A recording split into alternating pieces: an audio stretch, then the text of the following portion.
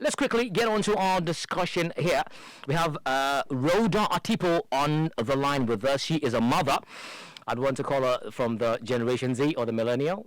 Which one should I? Generation Z, yeah? All right, Generation Z mom here with us on the Africa Daily Show. Rhoda Attipoe, good afternoon and welcome to the Africa Daily Show. Good afternoon. How are you doing? I'm fine, thank you. I'm okay by His grace. So let's just get straight to the point. Now, we're talking parenthood, okay? Now, what part of starting a family or being a mother were you looking forward to?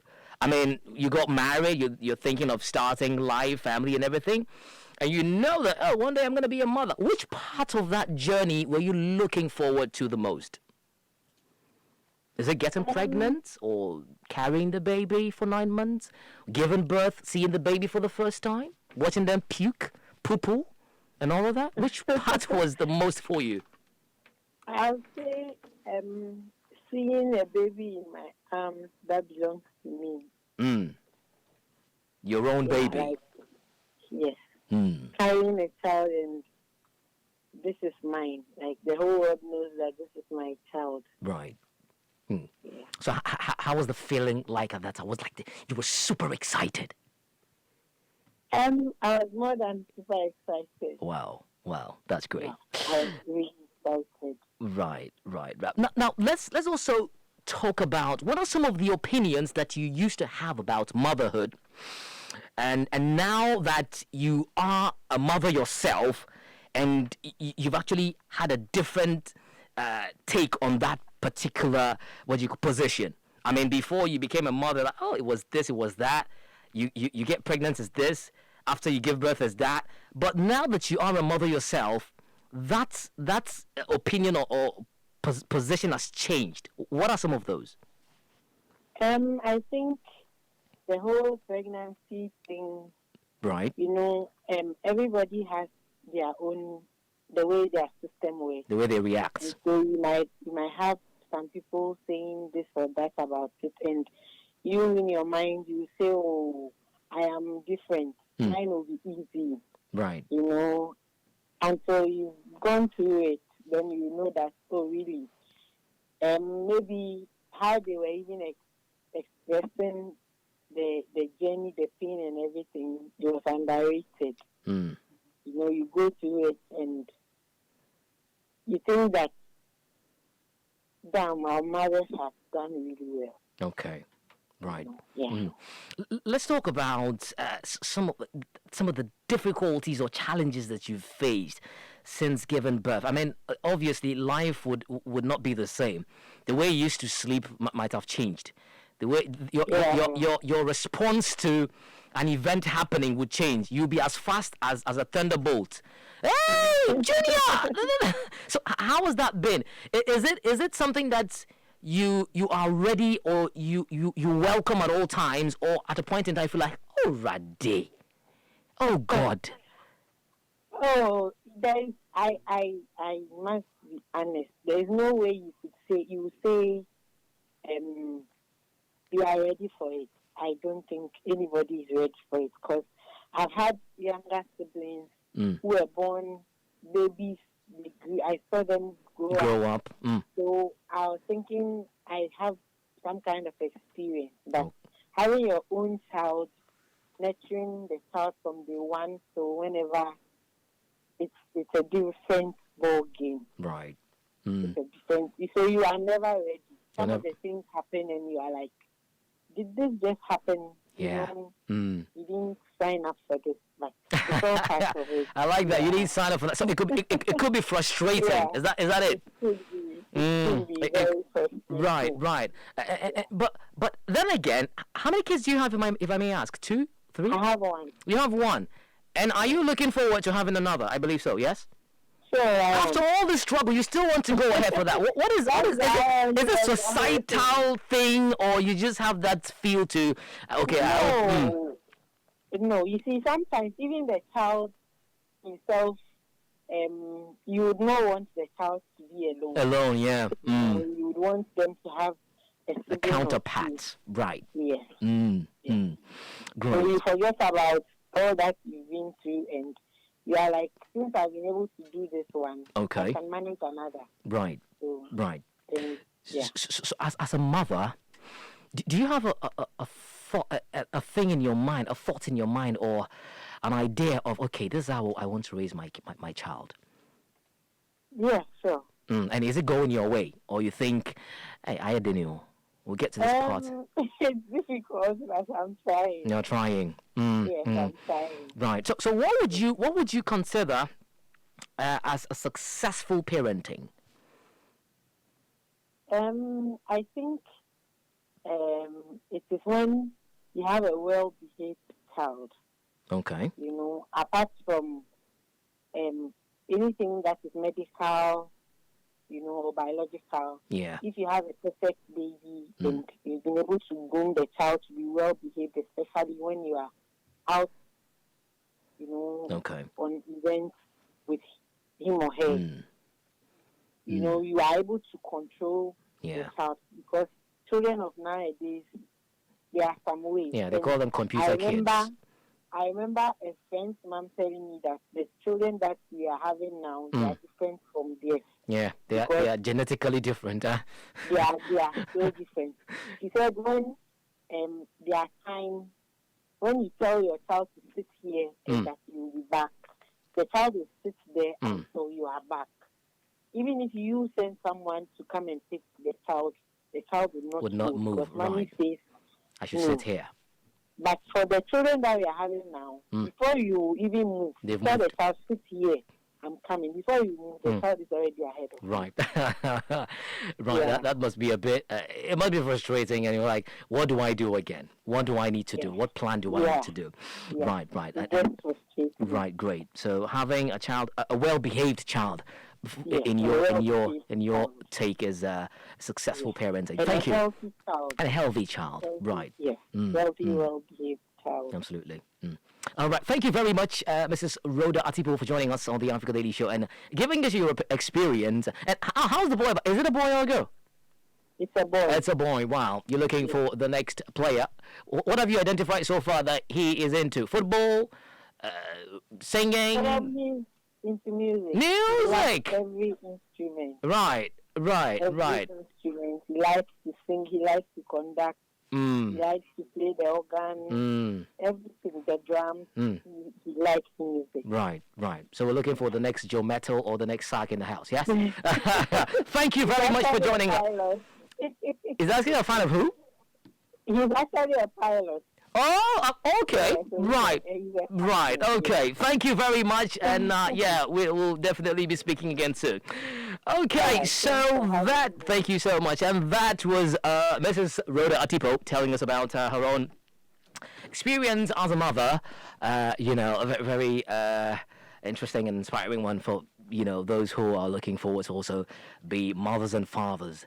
We will be speaking also to Mr. Yusuf. Hafiz, help me out here. Yazeed in Tamale. Right, so he would also be telling us about Charlie. I mean, you know how our people are, right? I mean, he's a man, so he needs to be. There's always that I don't know. But before we get connected to Mr. Yazeed, Hafiz, I mean, you've listened to what do you call it, Mrs. Attipoe, Rhoda Attipoe, and her take on parenting and all of that. Well, interesting conversation there. Very interesting conversation, because I mean, if you listen to her take, you realize that there are some parts of the conversation you would you realize that you don't get to experience. It's not something you get from a book. Okay? It's basically out of your own experiences that you get to understand how it actually feels like. Yeah. Yes, and I like the parts where she mentioned, pregnancy. To be specific. I mean, yes, you even watch Nollywood movies and you have women screaming. Some don't. Oh yeah, start slapping their husbands and all. Exactly. You have some go through the same experience and don't even flinch. I remember watching my mom just was like, oh, I'm going somewhere. That was it. She was going to the hospital. She knew it was time, just like that. Not even. No. I didn't Wow. even know what was happening until when she got to the hospital and I had Wow. to call back home. Okay, You know, so have his hold on that thought. Mr. Abukari Yazeed is live with us right here. Chief Kaula. Alafi. Alright, Tor. Okay, it's okay. I don't wanna fall in the pit. I was trying to, get on my Dagbo movement, but it wasn't forthcoming. But thank you very much for joining us on the Africa Daily Show. You're welcome. Super. Tell me, how was the feeling like knowing that your wife was pregnant? The initial reaction. Wow, for me, it is something. Can it be described? Oh yeah, Because you it can was- describe it. It was so exciting. Yeah, because as a Muslim, I have a firm belief that procreation is one of the basic reasons of marriage and Absolutely. that kind of union. Yep. So I was expectant from the one. After the ceremony, I was expectant. Right. And there's this pressure from society too. Yeah. Has your wife conceived? Has she done this? Yeah. That keeping There's tabs on another, you. yeah, there's another pressure that is on you when you are not married. People think that is pressure, but it is no pressure when you compare to after marrying. Then you keep getting the questions: has your wife conceived? Has he given birth? That pressure is something. If you don't take time, it might even weigh you down. Exactly. So for me to get that news, I was so excited and thrilled. Like finally. That's why first I said it might not be so easy to describe that feeling. I know, right? Yeah. So it was great. It was great. Finally, it has happened. No more questions. It has happened. When? It has happened. So you kind of like feel so relieved. A burden has been taken off your shoulders. You know? Right. Yeah. How many kids do you have so far? You have two so far. You have 2 kids. Wow. So ever since your wife gave birth to the first child and then the second child, have you ever thought about, or do you have a method, a plan, a blueprint on how you plan to raise your kids? Or it's just like, Charlie, let's see what happens. God is in control. Inshallah. Well, in as much as I believe God is in control, I think I should have a wish for my kids. I should have a vision for my kids. Right. What I'm looking up to. What I hope to turn them into. So I might have a blueprint, but there are times that you just have to consider issues as you move along. So it is not a static or one size fits all situation. You blend as you move along. Right. For instance, in terms of career, you might wish that my son becomes a computer engineer or blah blah blah. But then along the way, things happen. You can't force that. You can't force that when you know it is far from being reached. Right. You need to consider the environment and circumstances that comes up. So for me, it has been that has been my working principle. I consider the environment issues that come up, then what I hope to help or to model my kid into. And let's also talk about punishment and reward. Do you have a principle? If you come home late, you take 6 lashes, or it's liberal. You honor her, it's 50-50. Well. I have so far used that liberal approach. Liberal in a sense that you've not left them to do whatever they want. Exactly. But then there are regimes within which they are controlled. Okay. But you don't cane them, you don't slap, you don't hit. So for me, I think my method works. There are reward schemes and punishment schemes, but mostly if you use the reward scheme so well, you might not even need any punishment option. Exactly. Yeah, you might not need that. And also I kind of fashion the reward towards what I'm hoping them to be. Okay. So I wouldn't just promise you candy or something. Candy is normal. Yeah. I would promise you something that I think would be more impactful, probably in your education or something. Okay. You understand? You might not value it, but I'll pay that value for that item at the time. Right. You understand? So I've rewarded you for keeping it in line, and I've also resourced you to do well in school. Kind of like a personal growth, yes? Yeah, something personal like that. development. Super, Yeah. super. Yeah. Let's talk about you as an individual, as a father. You definitely may have gone through changes, okay? Some of the things you may have forgone. I mean, opportunity costs, adjustments. You don't sleep like you used to. In the middle of the night, your wife wakes you like, hey, this is happening and that is happening. I mean, how has it been like for you? Things you've changed, things you have been forced to adopt, lifestyle that, has been alternated. You plan to travel at this age and then, hey, baby is in, no more traveling. How's that been for you? Yep. So I've been keeping on because I believe this is something one could not have prepared so well for. Okay. You make the adjustments as and when it is needed or useful. For instance, you can't expand the way you used to expand before having a family. It would come in several folds. You might have to cultivate a savings habit because things would come up. Right. And aside that, your expenditure pattern might change. For instance, you will realize that at the end of the month or over a period, your expenditure is geared towards family upkeep and other things that would sustain your family, other things that would make you have a very good home, other things that will keep your home running. So you end up like with hindsight, at the end of the month, you spend like 8-9% of your salary or your income just on yourself. The other is just about your family. Your thoughts now are just about your family, and it is fulfilling, Right. Yeah. Great. I like that. Very, very fulfilling. Tell me some of the positives, about being a father. What makes it a fulfilling role?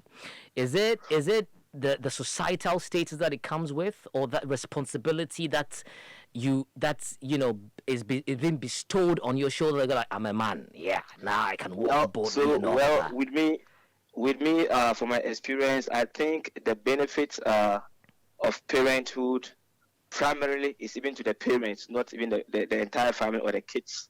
Okay. Because I think parent with the responsibility that comes with parenthood, it kind of tames you. It keeps you in check and it keeps you in line. If you understand. Yeah. Wherever you are, you have thoughts of your family. Exactly.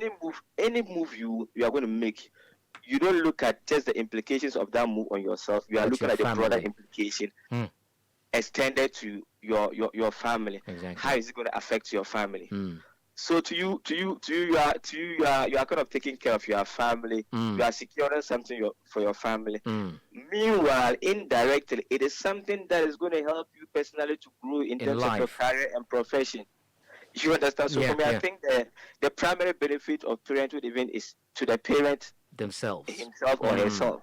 Yeah, that's very true, and I like that point so much. But I mean, one would say, why would you even ask if one would regret? But do you have any regrets? Oh, not at all. Not at all. Not at all. Unless you don't wake up to see the children. You don't wake up with the thoughts of the children. No. Right. No. That's amazing. Thank you very much, Abukari Yazeed, for joining us, and that was a very fruitful conversation. I mean, I'm looking forward to seeing you and the kids someday.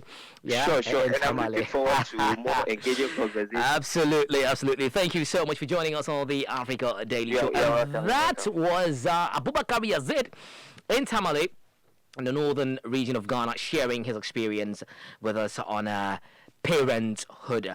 Before we connect to Madam Vanessa, who is more of like the older mother of the older generations, let's just engage here. Epi, let me jump to Epi first. Epi.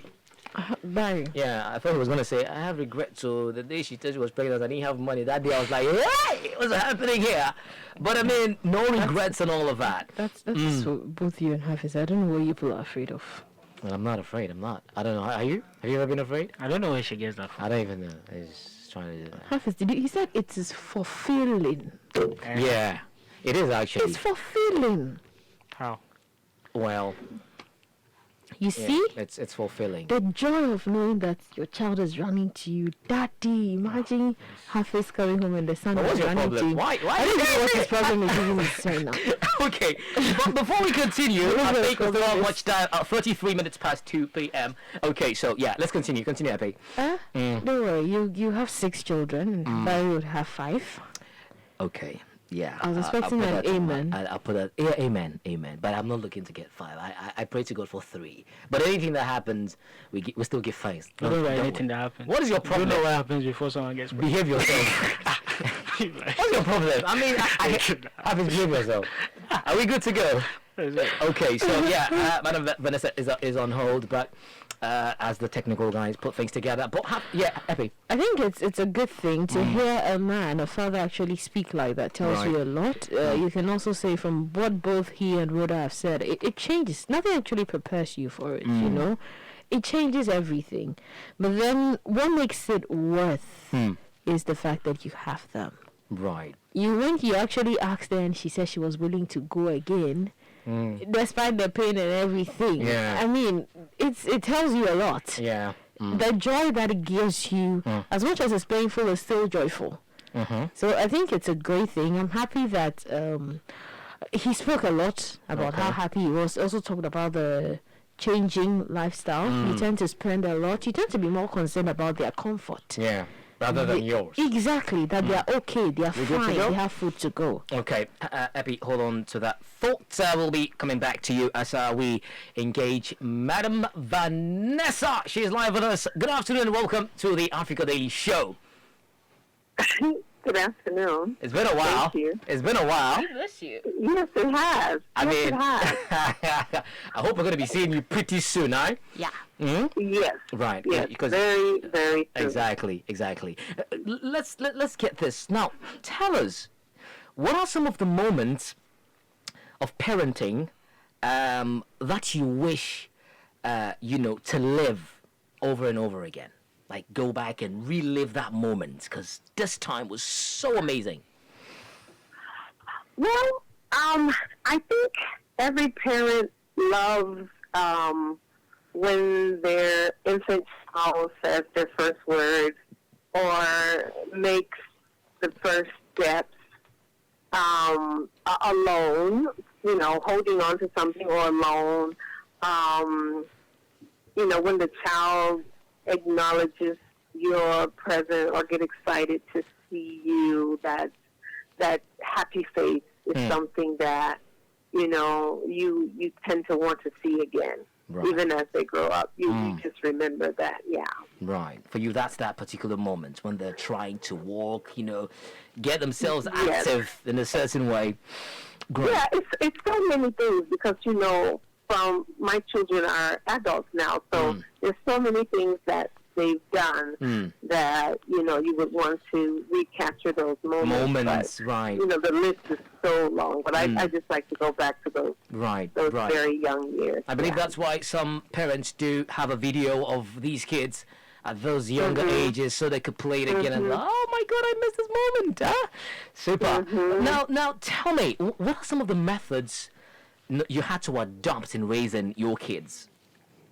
Say that again? What are some of the methods, the methods, because one would say there are no blueprints or a set of laid down rules and regulations for raising a child.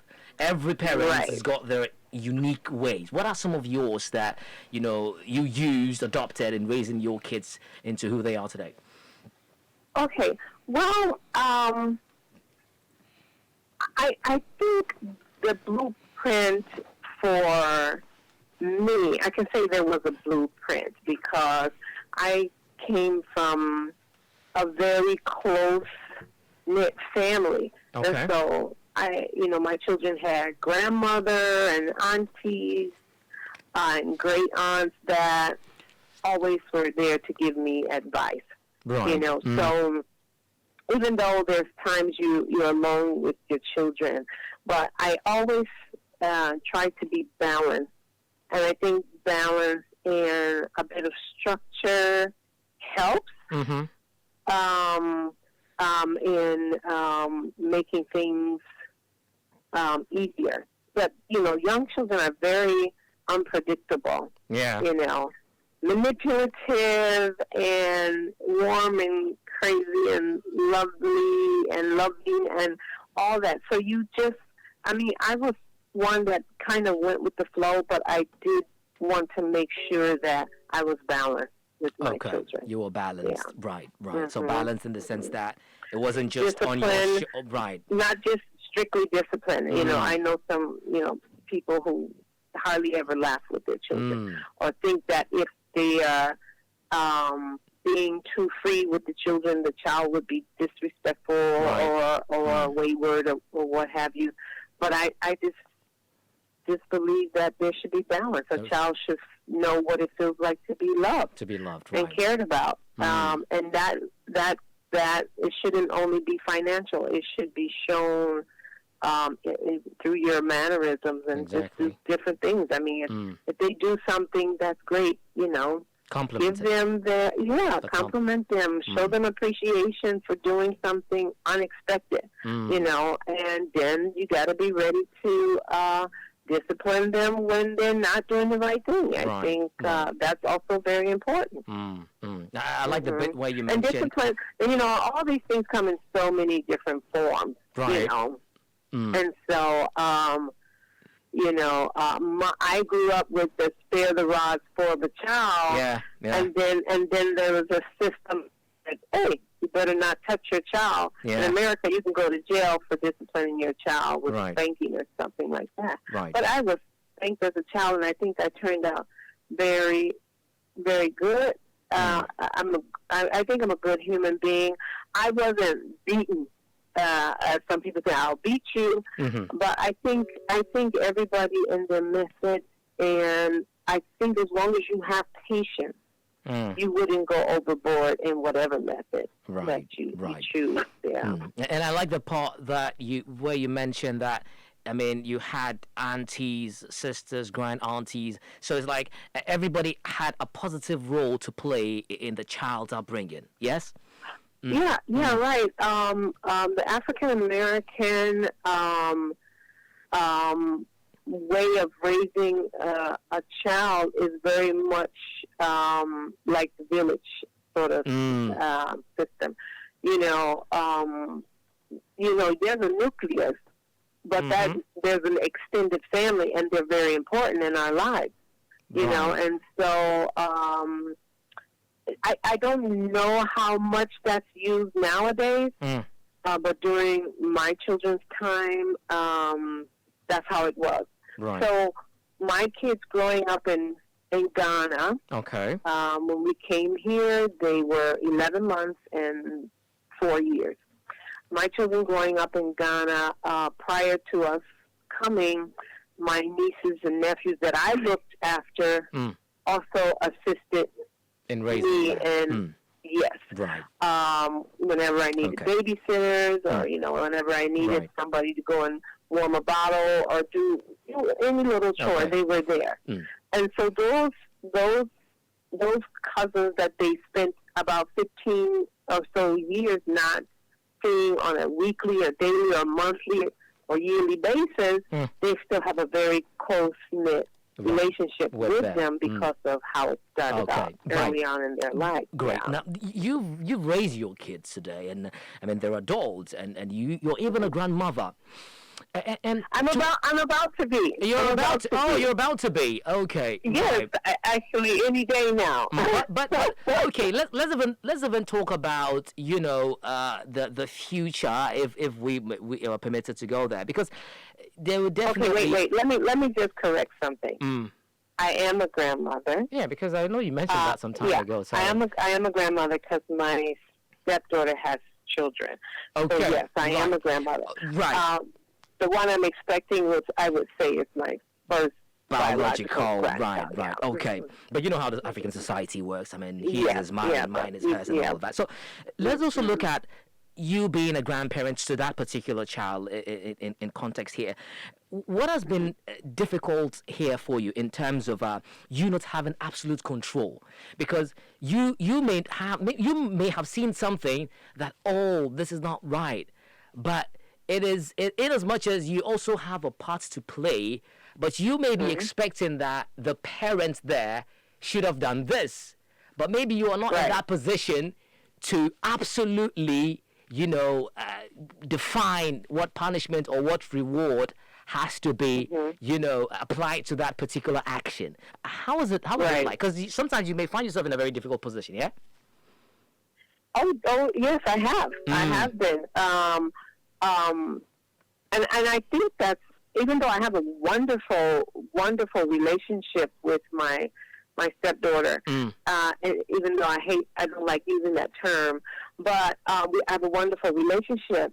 But when she had her first and second child, her mom was still alive. So I played the role as the second grandmother, and so I didn't put myself in a position where I would say, no, don't do this, rather do that. Except for, when it came to like discipline, those were the areas where I would step back. When it came to anything that was for the child's well-being, as far as health-wise, and how to just day-to-day things. Right. But when the children started growing up and it came to discipline, because I was, number one, far away, and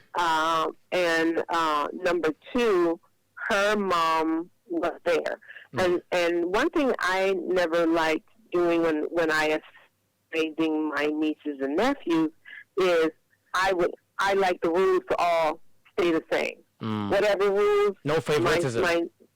My sister-in-law had for her children, those were the rules they had when they came to my house. Right. So because I wasn't in the same area as they were, I didn't have a lot of communication with the other grandmother, so I didn't want to say one thing and she's also saying one thing, and then the mother is also saying one thing. Yeah, so that area, I took a I was, for lack of a better word, back seat on the disciplinary until they got older and their grandmother was more than I tried to step in. But could implement your own way. You still have to be very careful, because there's some people who want that help, and there's some people who need the help, but they don't want the help. Right. So you gotta sort of feel everything.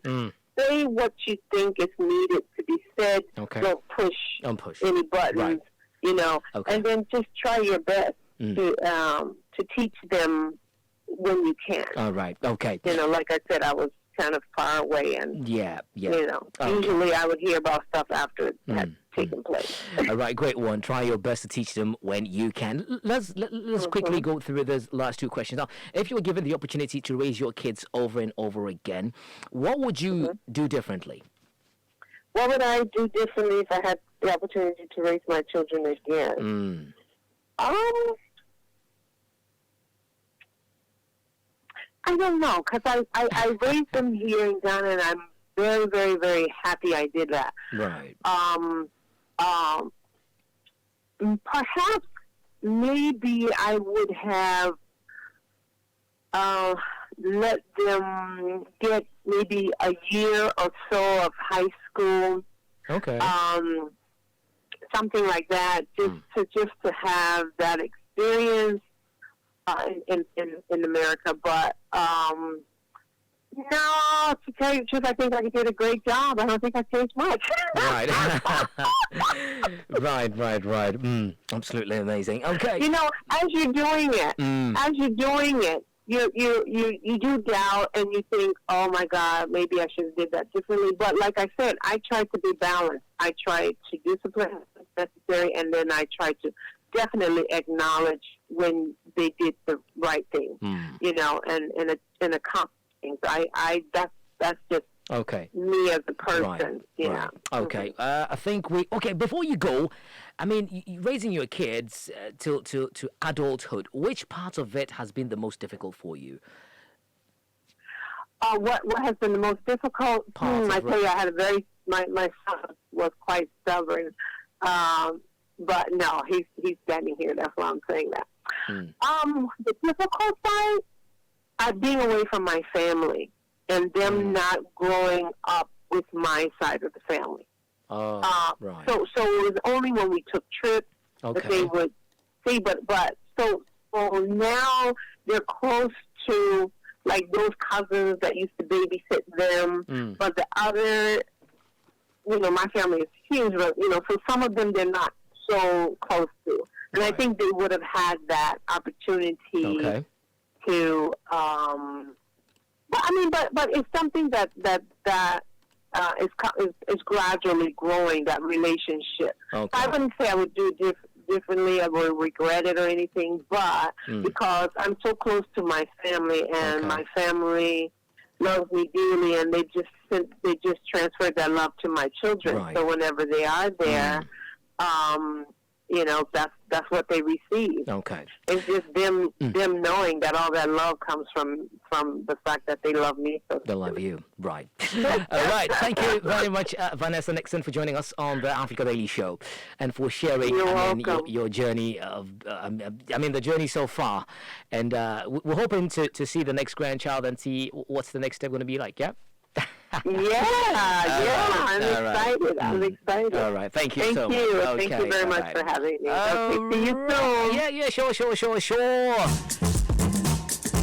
Okay, the show was Africa Daily on Africa Global Radio. Joys and challenges of parenthood. Hafiz. Yeah, bro. Any change of mind? Extending the date of getting married to next 5 years? Why am I on trial here? You're not on trial, it's just a question. I'm asking the same question to Epi. Yeah. We'll see. We'll see what? We'll see. Okay, that's fine. You're just not being specific, but that's fine. We'll see. Anyway, so, yeah. But quickly, I think listening to both, three contributors. Yep, we do. Very, very two from the current generation. Yes, and then one from the older one. Older generation. And quickly, just listening to our first contributor, I think. Rhoda. Yes, Madam Rhoda, that is. And I like the part where she talks about how, generation-wise, kids nowadays is more difficult to raise. Yes, and you realize that, it's something I hear quite a lot of parents say that their generation was a lot easier. And you can understand. And for me, I think, listen to that, usually, I think it has to do with technology. Okay. And technology has sort of, this already a complicated process of parenting. There's, like you mentioned, it's not like there's a manual out there to actually go by. So there's technology and its attendant effects when you have children accessing it, and that is unchecked. So for instance, as kids, without so much exposure to technology and the content, especially social media, our parents had had some say or some sort of ways of restricting the sort of messages we go about we consume information. These days, a child picks up a device and that's it. Everything they want to see before they're supposed to see it's there. It's out there, so it makes the whole thing very complicated. So I think it's actually down to the level of exposure of kids these days compared to back previous then. times. Exactly. Now, when you talk about Yazeed, I think the point for me I caught was the fact that the parenting style. Mentioning where you mentioned that he's more liberal in his approach. Yeah. Well, I think according to some psychologists, there are 4 types of parenting styles. Mostly, parents adopt. Okay. Yes, and you have the authoritarian, the authoritative. Okay. Yes, the permissive, and also the uninvolved. The authoritarian. The authoritative. Oh. The permissive and the uninvolved. Now, the authoritarian, for just quick explanation, the authoritarian is more parent-centered. There are some parents that run their homes like a military camp. Okay, I'm the adult, you are the kid. Yeah. When I say jump, you say superior how high. Subordinate. Simple as that. Don't ask questions. I'm not interested in listening to Don't your ask opinions. questions. Exactly. So that's the authoritarian. Okay. Yes. Now the authoritative here is more like, yes, there are rules and regulations as to how you go about certain things, but then it's within reason. We can actually talk. Okay. Yes. So can negotiate. You give the child a voice, but within certain bounds. Okay. Yes. So I think that is one that is more favored by a lot of parents, like even Madam Vanessa. Yeah. Yes. Now, that's the authorization. Permissive? Yes. Permissive here is more child-centered. Yes, there are boundaries, but when the child flouts certain regulations, you don't exactly punish them. You allow it to go. You allow it to go. Let it slide. Yes, and so and the uninvolved, well, it says itself. I mean, Just he doesn't care. go with the flow. Yes, I mean, live your life. Live your life. I don't care if you eat or not. Exactly. So these are some of the parenting styles according to some psychologists. But largely, just to wrap it up, I think, I mean, parenting changes you. Yes, from all the accounts. It changes a lot of things about you. Yeah. I mean, listen to Yazeed speak about, having to hold off on spending on himself just so he could have something extra to And spend how on his kids. positively it has actually impacted on him as an individual and as well. as a young man. And I mean, for the ladies, I mean, a lot of ladies, you know the time it takes to to actually step out, the makeup and everything. yeah. Then you go out there, you are carrying a baby, the baby is crying on public transport, destroying your makeup, and you couldn't care less because all you want is It's the just for baby to keep quiet. because you're no longer conscious of your looks or how you appear. That's why people, people in that's the how it public changes transport you. like, And you don't care. Because All you are concentrated on is the baby. You don't take and, care, you and, attack and them and their say, what's your well-being. problem? Yes. Yeah, and right. it changes you. I Yeah. mean, the way you talk, the conversations you have, your clique of friends. Yeah, everything about it. And I think, I mean, if you're not ready for that sort of change, Don't go for it. don't Don't go for it. Start it. Yeah. I mean, because it's Okay. going to Right. rattle you. All right, thank you, Hafiz. Let me take Epi so we can wrap it up and get on to our next segment. Epi, Bye. I mean, what's your takeaway after in all of these discussions that we've had, from the older folks to the Generation Zs? Having babies or having children would be good. Would be good. Yes. Right. Okay. She's already anticipating. Yeah. Right. It's not about Hafiz, you. what- She is anticipating. Yeah. Don't worry. We'll call you in the middle of the night to get the car. That is if, yeah. I don't know. Oh, but seriously, it's a great thing. I love the fact that for everybody it's a unique experience. And I mean, look at how Madame Vanessa actually talking about it. She's been through it a couple of times, and then in the end you look back and you're like, yeah, it had its ups and downs, but I wouldn't mind doing it again. Exactly. And then you're happy about it. And like she said, the key thing is about raising them with love and with concern. And I think I don't know if half is the head, but I was saying inside, I'd rather be like a best friend to my child so I could know what actually is going on than just be that straitjacket kind of a parent. Yeah. Because sometimes you're like that and they don't tell you what the real issues are. And they tend to take solace in other people. And if people are not advising them the right way, you're in trouble. You're in trouble. You're in Absolutely. trouble. All right. Thank you, Epi. Thank you very much also, our listeners, for joining us on the discussion zone. You can also watch the video later on our YouTube page, Africa Global Radio. Don't forget to subscribe, like, and share. If you enjoyed this video, don't forget to like it, subscribe, and share.